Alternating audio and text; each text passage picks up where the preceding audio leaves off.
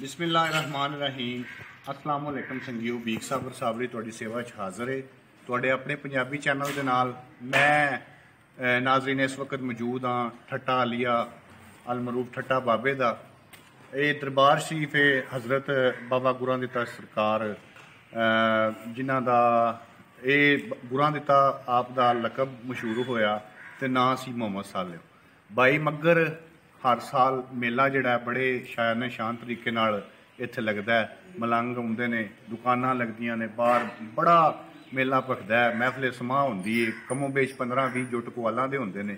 मलंगां दे much वास्ते जिहड़ी है इत्थे जगह जिहड़ी है वो मखसूस बनाई गई है।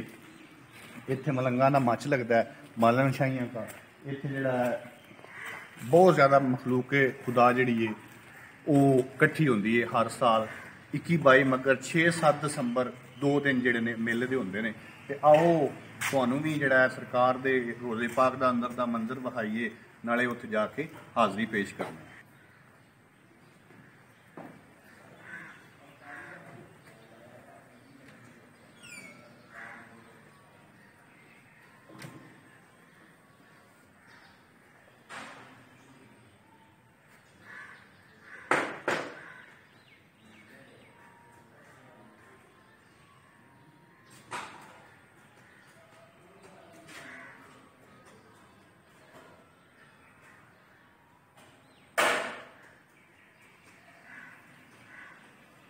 नाज़रीन ये मज़ार पाक है हज़रत सरकार मोहम्मद साले अलमरूफ बाबा गुरां दिता सरकार ते तुहानूं अंदरों माशाअल्लाह बड़ा नफीस काम होया है इत्थे टाइल पत्थर दा भी तुहानूं विखाने आ कि तोड़ उदा गुंबद तक जिहड़ा काम है बड़ा नफीस ते शानदार काम होया है।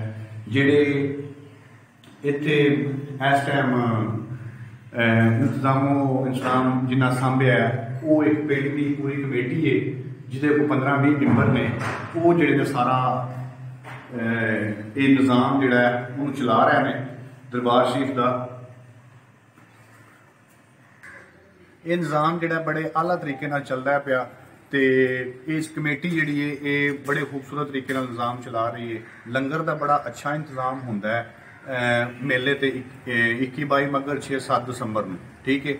ते उहदे विच आके दाल मटन ते देसी घ्यो उहदे विच वरतिया जांदा है, नाल मंडे हुंदे ने, मखलूक नूं खुआया जांदा है। उस तो इलावा जिन्ने भी घर पिंड दे विच ने उन्हां पिंड घरां दे विच भी भेजिया जांदा है। सरकार दी बड़ी मनता है, बड़ियां माईयां जिहड़ियां ने हर साल इत्थे मन्नतां मुरादां लैके आउंदियां ने ते इन्हां दे वसीले नाल रब तो पुत्तर लैके जांदियां ने, मुरादां पूरियां करके जांदियां ने, फिर घड़ोलियां भरियां जांदियां ने, कुआली हुंदी है, ढोल हुंदे ने। बड़ा शानदार मेला जिहड़ा है वो इंशाअल्लाह जो मेला आएगा उस मेले की वीडियो भी तुहाडे नाल शेयर की जाएगी।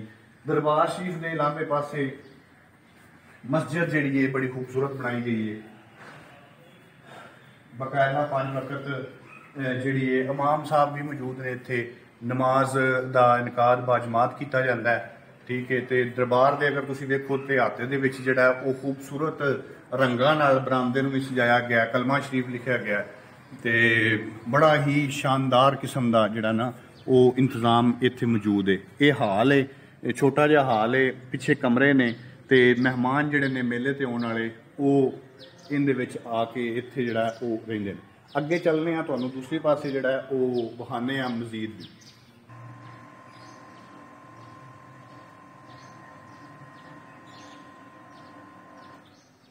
जी दोस्तों यह जी जगह तुहानूं सामने हाल नज़र आ रहा है ये वे लंगर खाना।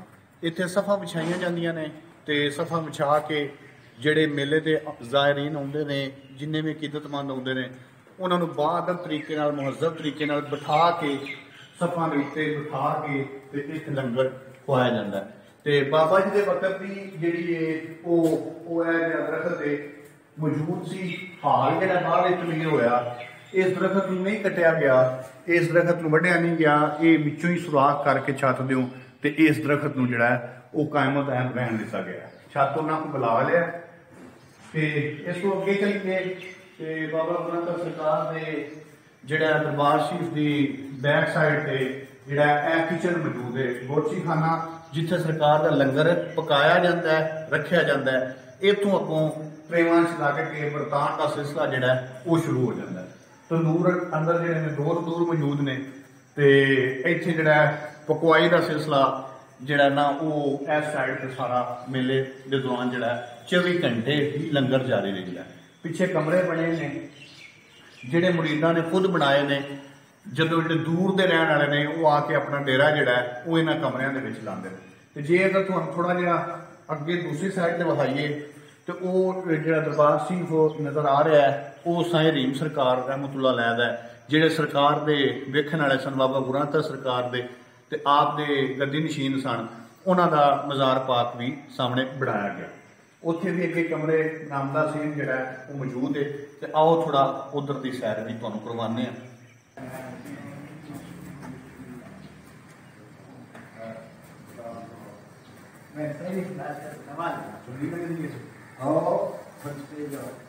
असां आख्या भी बंदे आने बाबे का दरबार देखना, मैं कि उन्होंने जी ना डॉक्यूमेंट्री बना के उन्होंने चल के दिखाइए, नाल दसिए थोड़ा भी आ कमरे ने आ लंगर खाना है, ठीक है। बाबे का अंदर जाने की इजाजत है जी। चलो जी संगियो, तुहानू बाबा जी का एक मखसूस कमरा है, खास कमरा है ਜਿਹੜਾ ਸਰਕਾਰ ਦਾ ਬਣਾਇਆ ਗਿਆ ਉਹਨਾਂ ਦੇ ਵਕਤ ਦਾ, ਤੇ ਉਹਦੀ ਤੁਹਾਨੂੰ ਜ਼ਿਆਰਤ ਕਰਵਾਉਂਦੇ ਆ। ਉੱਥੇ ਅੰਦਰ ਕੀ ਮੌਜੂਦ ਹੈ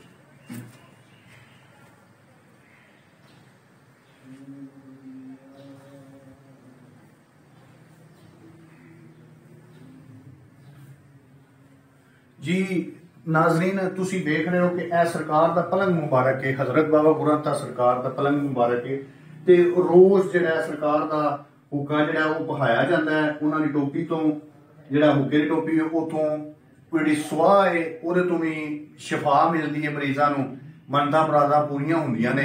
ਸਰਕਾਰ ਦੀ ਹਾਜ਼ਰੀ ਇੱਥੇ ਦਿੰਦੇ ਨੇ। ਤੇ ਇੱਕ ਹੋਰ ਗੱਲ ਹੈ ਕਿ ਹੁੱਕਾ ਸ਼ਾਮੀ ਬਹਾ ਕੇ ਰੱਖਦੇ ਨੇ ਤੇ ਸਵੇਰ ਨੂੰ ਉਹ ਹੁੱਕਾ ਇੰਜ ਹੋਇਆ ਹੁੰਦਾ ਹੈ ਕਿ ਜਿਵੇਂ ਪਤਾ ਨਹੀਂ ਕਿੰਨਿਆਂ 15-30 ਬੰਦਿਆਂ ਨੇ ਉਹਨੂੰ ਵਾਰੀਆਂ ਲਾਉਂਦਾ ਰਿਹਾ ਹੋਵੇ ਰਾਤੀ ਕੋਈ। ਇਹ ਇੱਕ ਸਬੂਤ ਮੌਜੂਦ ਹੈ, ਪ੍ਰੂਫ ਮੌਜੂਦ ਹੈ। ਨੇੜੇ ਆ ਕੇ ਤੁਹਾਨੂੰ ਮੇਰਾ ਕੈਮਰਾਮੈਨ ਵਿਖਾਏਗਾ ਕਿ ਅਜੇ ਵੀ ਉਹਦੇ ਵਿੱਚ ਇਹ ਕੰਮ ਹੈ ਕਿ ਜਿਵੇਂ ਕਿਸੇ ਹੁੱਕਾ ਛਿੱਕਿਆ। ਇਹ ਸਰਕਾਰ ਦਾ ਹੁੱਕਾ, ਸਪੈਸ਼ਲੀ ਇਹ ਸਰਕਾਰ ਦਾ ਬਿਸਤਰ, ਪਲੰਗ, ਸਾਹਮਣੇ ਜਨਾਬ ਦੀ ਸ਼ਬੀ ਮੁਬਾਰਕ ਤਸਵੀਰ ਮੁਬਾਰਕ ਜਿਹੜੀ ਹੈ ਉਹ ਅਵੇਜ਼ਾ ਹੈ ਤੇ ਬੜਾ ਹੀ ਖੂਬਸੂਰਤ ਤਰੀਕੇ ਨਾਲ ਇਸ ਕਮਰੇ ਨੂੰ ਸਜਾਇਆ ਗਿਆ ਹੈ।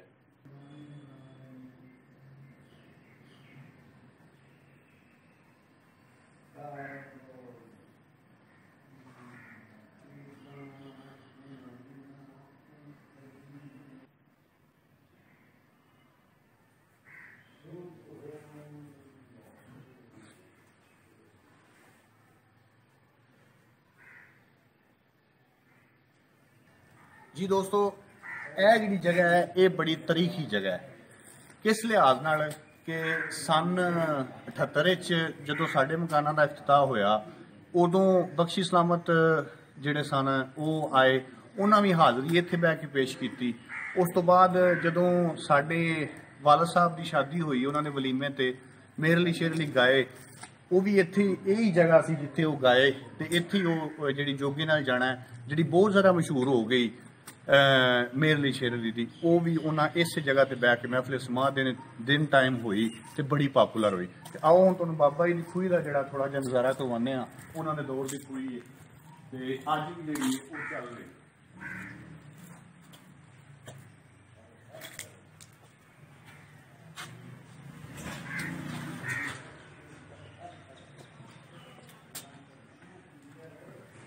ਜੀ ਨਾਜ਼ਰੀਨ, ਇਹ ਉਹ ਖੂਹੀ ਹੈ ਜਿਹੜੀ ਅਸੀਂ ਨਿੱਕਿਆਂ ਹੁੰਦਿਆਂ ਤੋਂ ਵੇਖਦੇ ਆਉਂਦੇ ਆ ਤੇ ਸਾਡੇ ਵੇਲੇ ਤੋਂ, ਸਾਡੀ ਪੈਦਾਇਸ਼ ਤੋਂ ਵੀ ਪਤਾ ਨਹੀਂ ਕਿੰਨੇ ਕੁ ਸਾਲ ਪਹਿਲਾਂ ਦੀ ਖੂਹੀ ਇੱਥੇ ਬਾਬਾ ਜੀ ਦੀ ਮੌਜੂਦ ਹੈ। ਇਸ ਖੂਹੀ ਦਾ ਪਾਣੀ ਅੱਜ ਵੀ ਤਰੋ ਤਾਜ਼ਾ ਹੈ ਤੇ ਲੋਕ ਆ ਕੇ ਸ਼ਿਫਾ ਵਾਸਤੇ ਵੀ ਇਸਤੇਮਾਲ ਕਰਦੇ ਨੇ, ਪੀਂਦੇ ਨੇ ਤੇ ਨਹਾਉਂਦੇ ਵੀ ਨੇ। ਇੱਥੇ ਆ ਕੇ ਇਸ ਪਾਣੀ ਨੂੰ ਇਸਤੇਮਾਲ ਕਰਦੇ ਨੇ। ਬਿਲਕੁਲ ਸਾਫ਼ ਸੁਥਰਾ ਪਾਣੀ ਹੈ।